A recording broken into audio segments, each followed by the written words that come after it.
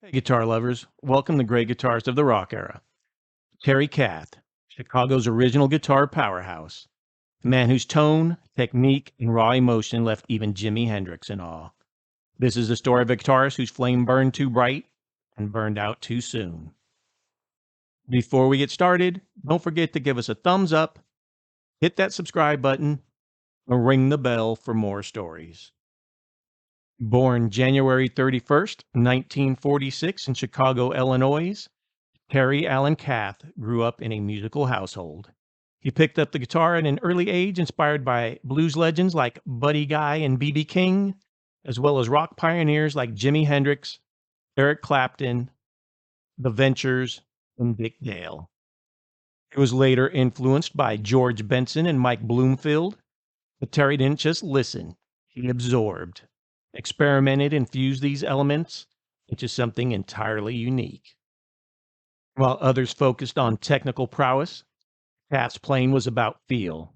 His signature blend of jazz phrasing, rock aggression, and blues soul set him apart. And his secret weapon? That battered Fender Telecaster, famously modified with a Gibson humbucker for extra punch. In 1967, Kath co-founded a band initially called The Big Thing, later known as Chicago Transit Authority.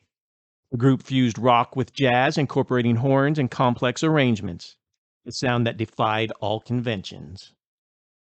Their debut album, Chicago Transit Authority, in 1969, was a game changer.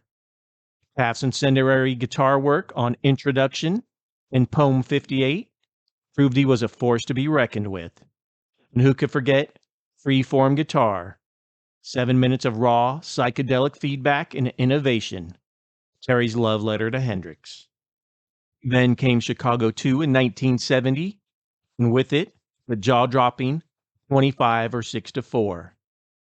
A riff-driven masterpiece that remains one of rock's most iconic songs. The sustain, the tone, the energy, pure Kath magic. With each album, Kath's playing evolved. Chicago 3 in 1971 brought us Sing a Mean Tune Kid, dripping with his wah-wah fire. After the live album Chicago 4 in 1971, Chicago 5 was released in 1972, which gave us Dialogue, a showcase of Kath's soulful phrasing and ability to let the guitar speak. Kath's genius wasn't just in the studio, it exploded on stage. Chicago's performances in the early 70s were legendary, with Terry leading the charge. His incendiary solo on 25 or 6-4 at Tanglewood in 1970 was ferocious. Look it up on YouTube. Even after Chicago softened their sound for mainstream success, Kath remained the band's driving rock force. But behind the scenes, things were taking a dark turn. Chicago 6 was released in 1973 and included the tracks Feeling Stronger Every Day and Just You and Me. Chicago 7 would be released in 1974 and included the hits Searching So Long and Wishing You Were Here. Chicago 8 would be released in 1975 as the members started facing burnout. It included the hit Old Days and another of Kath's tributes to Hendrix, Oh Thank You, Great Spirit.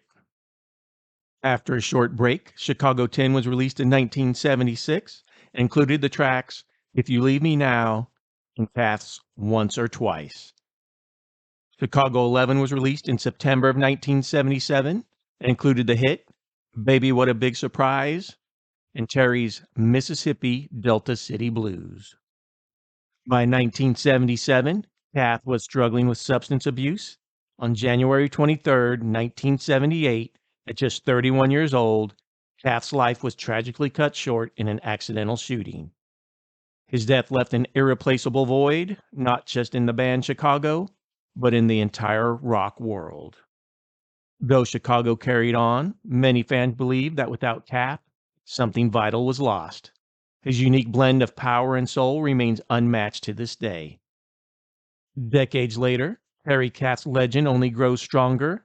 His daughter, Michelle Kath Sinclair, produced the documentary, The Terry Kath Experience, bringing new generations into the fold. His influence can be heard in players from Slash to John Mayer, And the question still lingers, what could have been?